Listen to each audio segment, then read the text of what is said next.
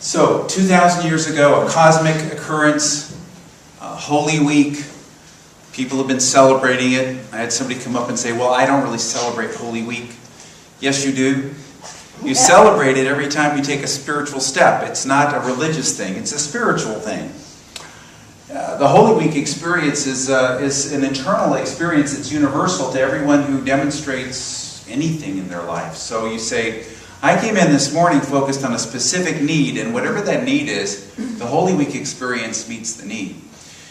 But deeper than that, there's the experience of the soul that is yearning within you to break out of its shell, to move out of its comfort zone. The image came this week of hitting a karmic wall, and I don't know if that image helps anybody or just confuses you, but hitting a wall where it's almost like hitting the ceiling. You know, you reach a point in your development where this is as far as you can go with the game the way you've been playing it. I'm not playing that old game anymore. Together, I'm not playing that old game anymore. And so you've got to redefine it. You've got to do something new. And what is that? Well, the Holy Week experience contains the 3 steps, the 3 stages that are necessary for you to move into a new game, to move into a new experience. And what are they? Well, there's Palm Sunday, Good Friday, and Easter. And I shared about, the little girl and her understanding of that. But what's your understanding of it?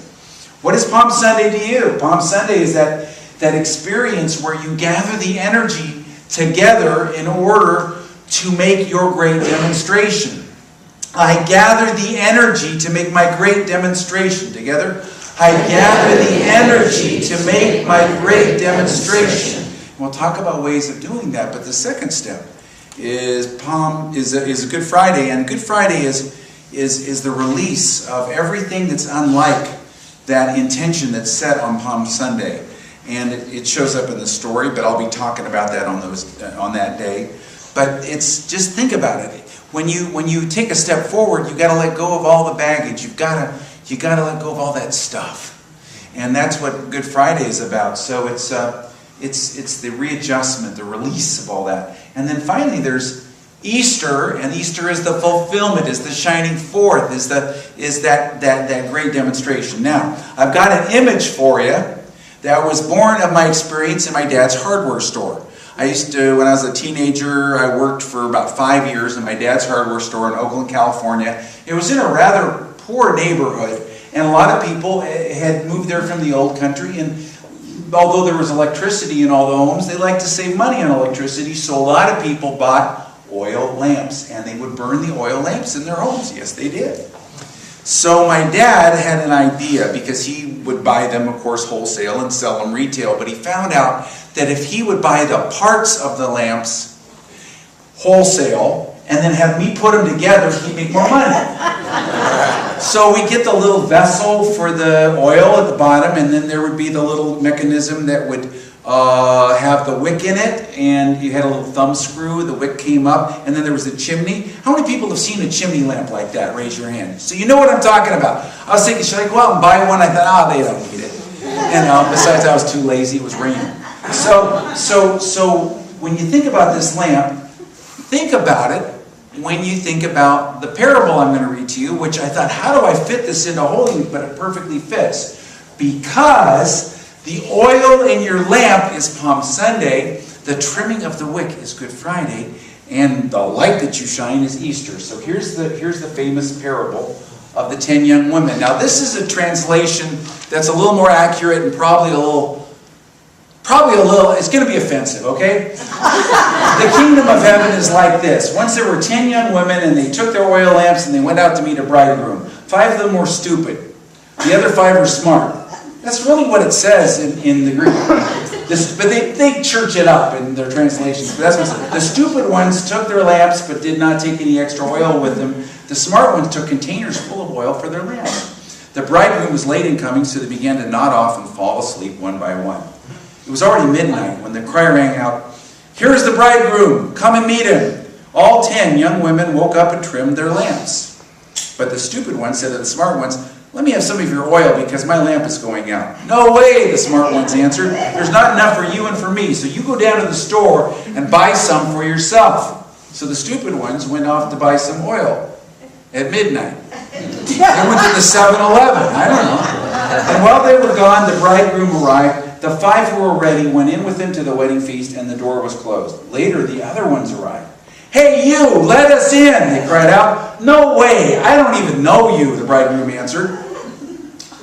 Jesus concluded, "Watch out then, because you don't even know what's going to happen, or the day, or the hour." Whoa, what's that about? Well, people think it's about all kinds of things, but I'll tell you what I think it's about. I think it's about every time you take a spiritual step. And every time you take a spiritual step, you got to get oil for your lamp. You got to get prayed up. That's the word that they use in the old churches, prayed up. But it means gathering the prana, the spiritual energy, the whatever it is that you need, the essence, the spiritual substance that you need in order to make that demonstration. But then you also have to trim the lamp. You trim that little wick. And what is that? That's that Good Friday. You got to get yourself in alignment and release all the stuff you don't need to hold on to anymore in order to make that demonstration. And then finally, of course, there's Easter. And that's self-explanatory. That's what results when you do your preparation work. See, Easter doesn't just come in all by itself. Easter is not a passive experience. It's like, and it is in some churches, "Oh, I'm not worthy, but it happened for me," and all this kind of stuff. No. You've got to participate in Easter. You've got to participate in Good Friday. Well, I don't want to participate in Good Friday, but it's symbolic. And you've got to participate in Palm Sunday. And these 3 steps are so important because what they're speaking to is the issue of your soul. The issue of your soul. Say, okay, I want to prepare because I want to have a demonstration of something in my life. I've reached a karmic wall. I've reached a ceiling. I've gone as far as I can go with my old game. And I want to play a new game. Together, I want to play a new game. And what is that new game? It's the game of your soul. It's playing big. It's not being limited anymore. Yeah, it's comfortable. I want to stay comfortable.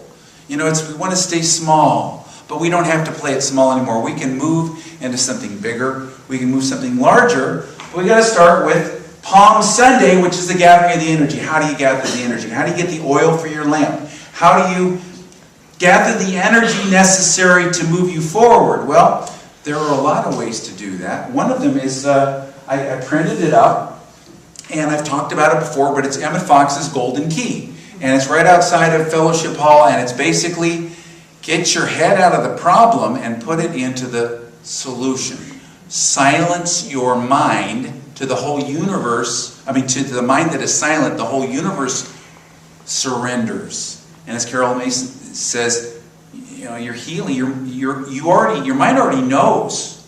Your soul already knows how to be healed. You just have to get quiet enough. So how do you get quiet? Well, you got to quiet down those obsessive thoughts, all those things that you're thinking about all the time, and bring yourself back to center.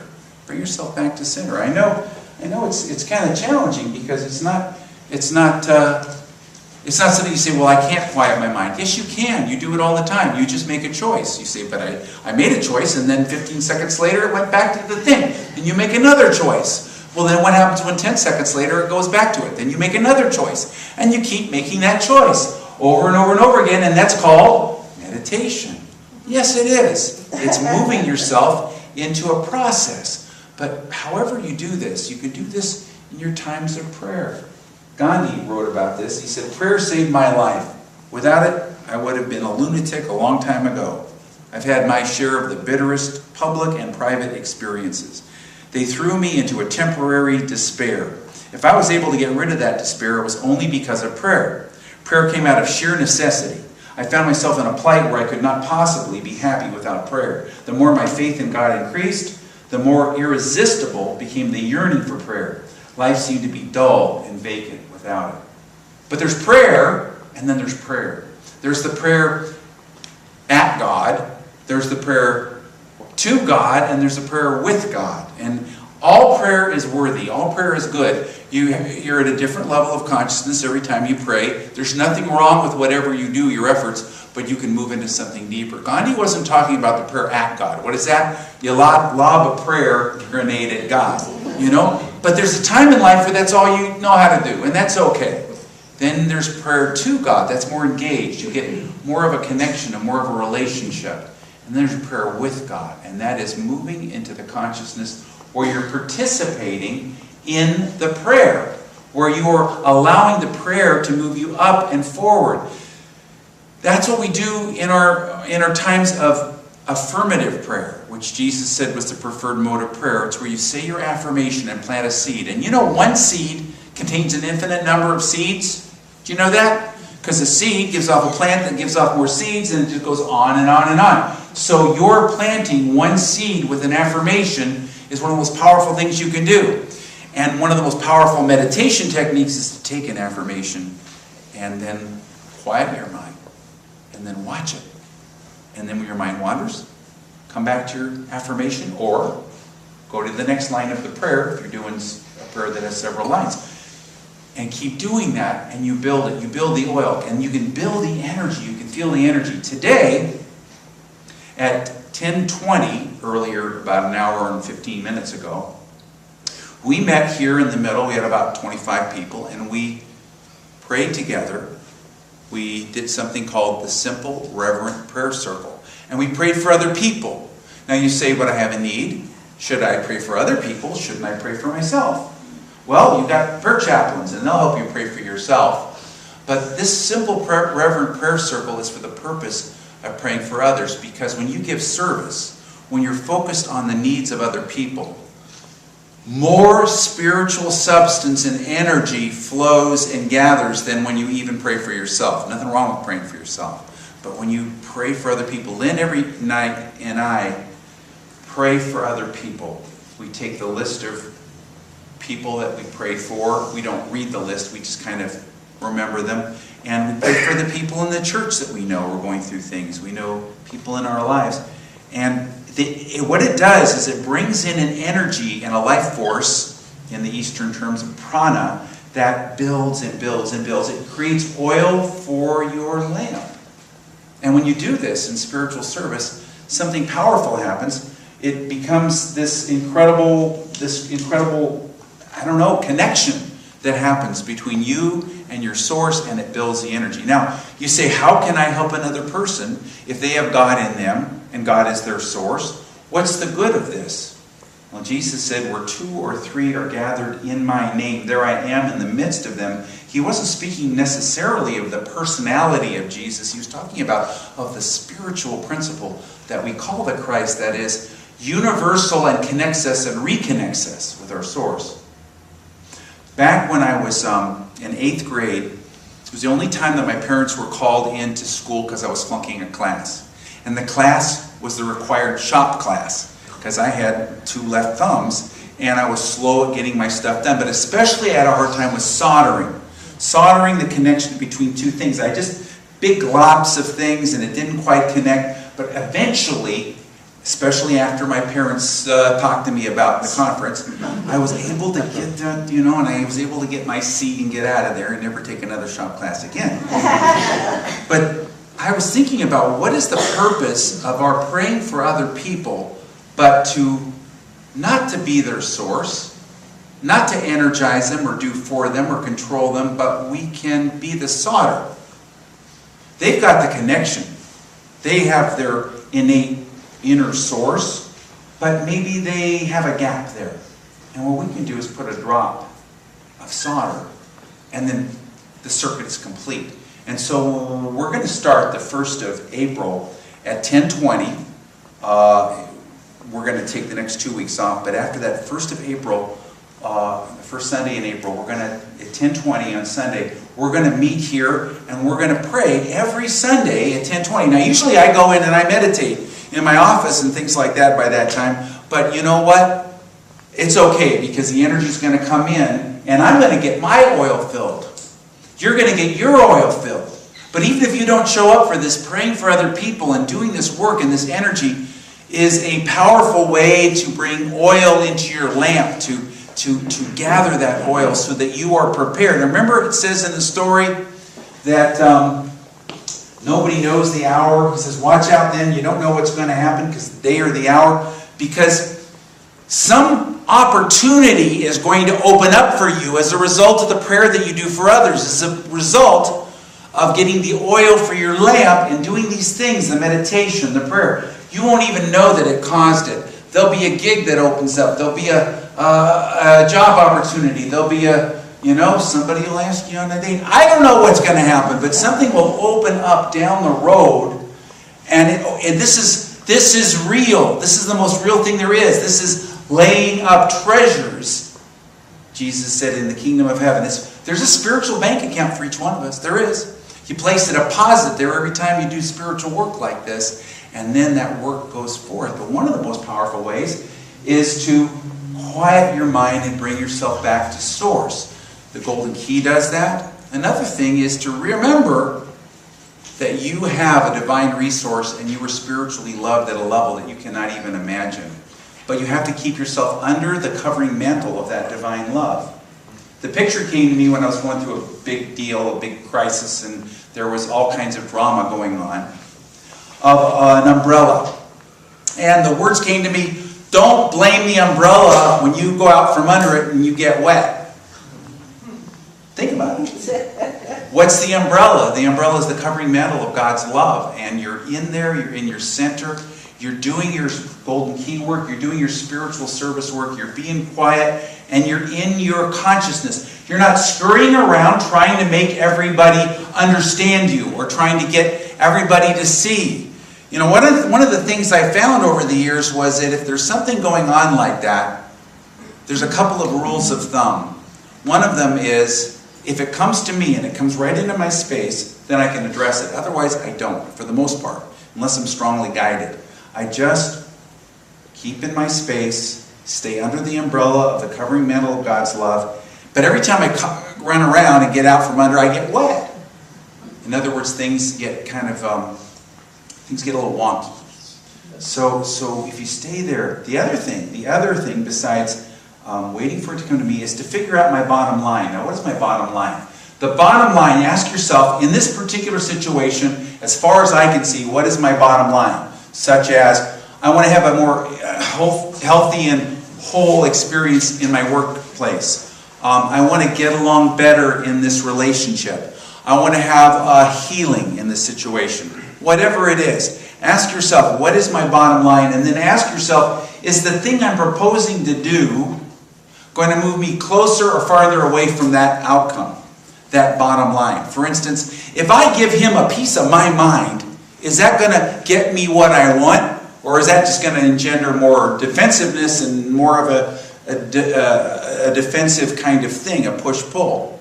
You see, it's okay to act. It's necessary to act, but not react. Not impulsively react, reacting out of fear, reacting out of getting out from under the covering mantle, but running around trying to fix outcomes. Instead, you move into this consciousness that knows and knows that it knows and stands firm in the spiritual principle. Now, there are times to act, but you'll know it. You'll know it. It'll be strong for you. So as long as, basically I say, okay, I'm taking the attitude of the spiritual dummy here. I don't know, but you bring it into my face so that I can know, and when I really know, then I'll act. Otherwise, I'm going to stay in this spiritual presence, in this covering mantle, and using the golden key is a powerful way to do it. So this is one of the most powerful things that you can do. Another thing you can do is to move into the Good Friday experience, which is the release of everything that is unlike what it is that you're working on in your life. And what is that? Well, in the story, it's the trimming of the lamp. Now, have you ever had a wick in an oil lamp, and it's been burning for a while, and it gets kind of carbon on it, and it gets kind of raggedy? And then what does it do? It smokes. And then the chimney gets all smoky, and it doesn't burn right, and your room fills with smoke, and it doesn't give off much light. What you need to do is to trim the lamp.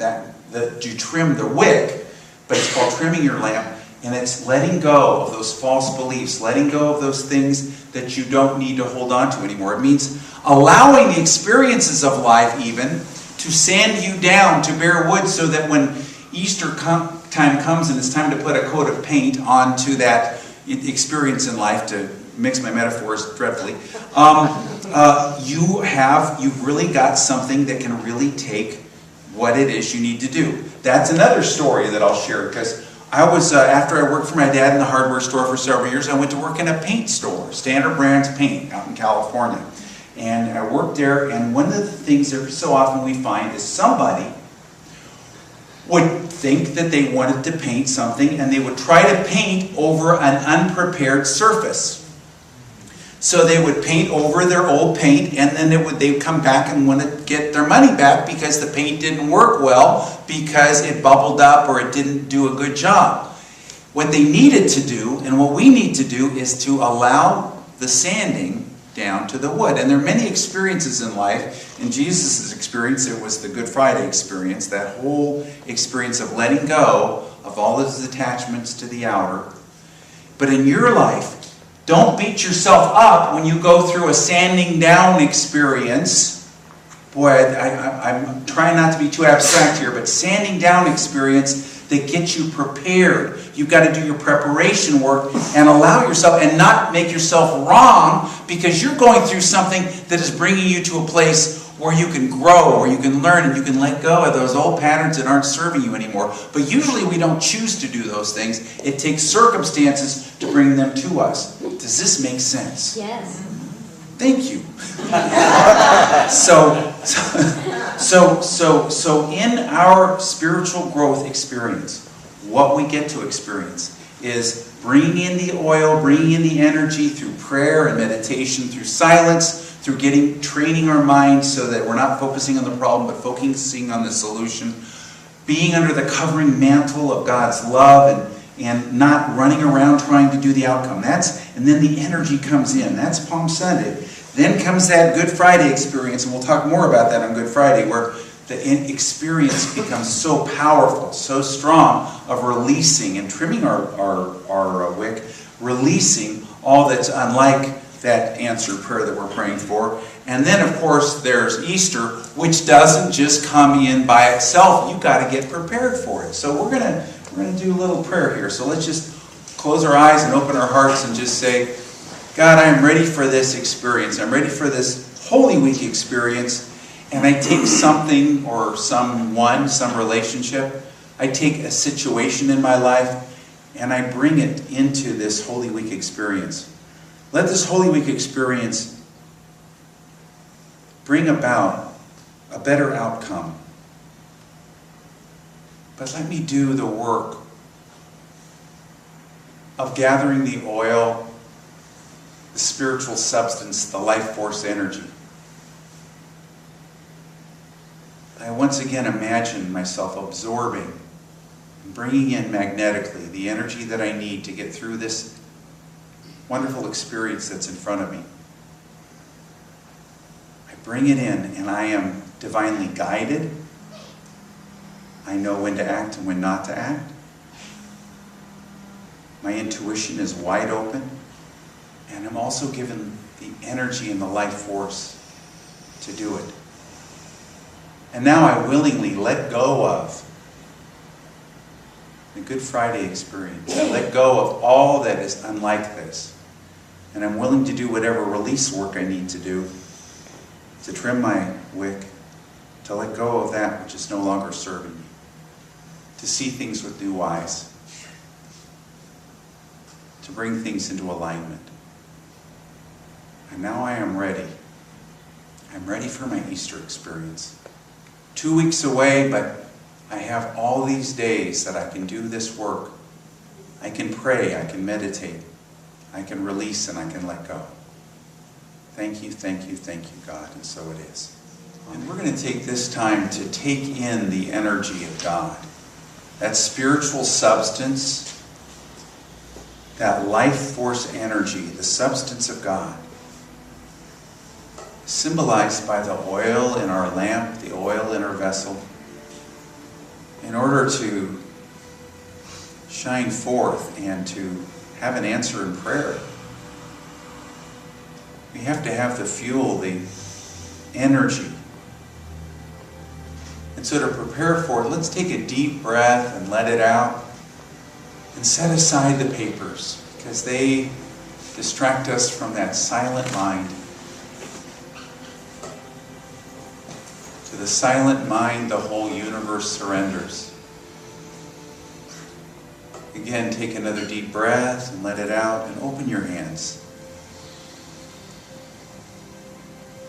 It is powerful to feel how loved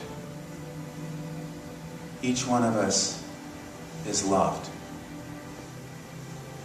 And we feel that love as the energy that's all around us. The feeling of well-being that is deep within us. And so, with our outstretched palms, we can feel and we gather into ourselves the divine love that is all around us.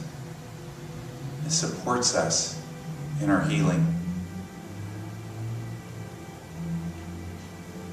The divine light and energy. We actually feel it absorbing into our beingness, magnetically pulling it into the core of us. The energy, the life force, the prana of God.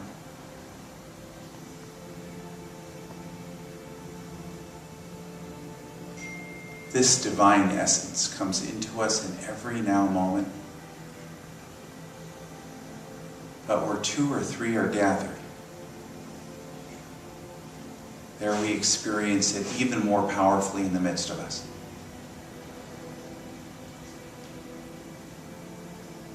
When your mind wanders, just feel yourself magnetically pulling this energy into you and absorbing it. And know that your mind is powerful to decide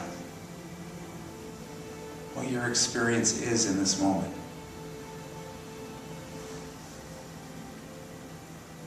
I am already magnetically drawing unto myself the life force energy of God. I absorb divine love all around me, deep within me.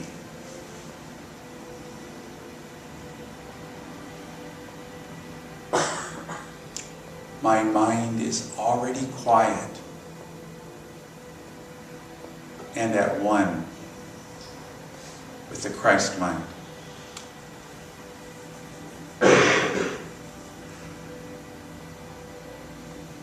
As I feel myself absorb the energy that's all around me, I feel it moving deep within me.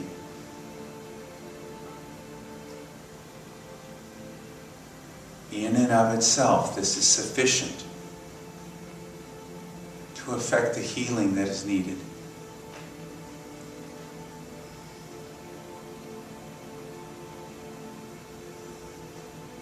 I call forth the inner resources within me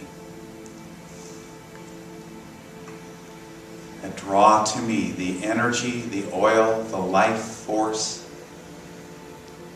the substance. And in my moment of silence, I quiet my mind and I feel the response of the whole universe surrendering to my quiet mind. And I absorb this energy, this life, this love. And I feel deeply loved. In this silence, I bring myself back to this thought over and over again.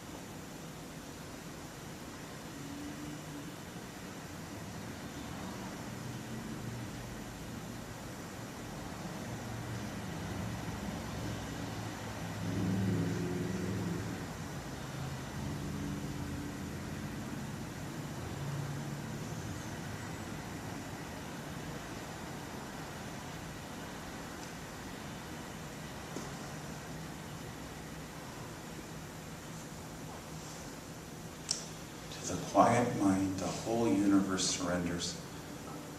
My needs are met. I am filled.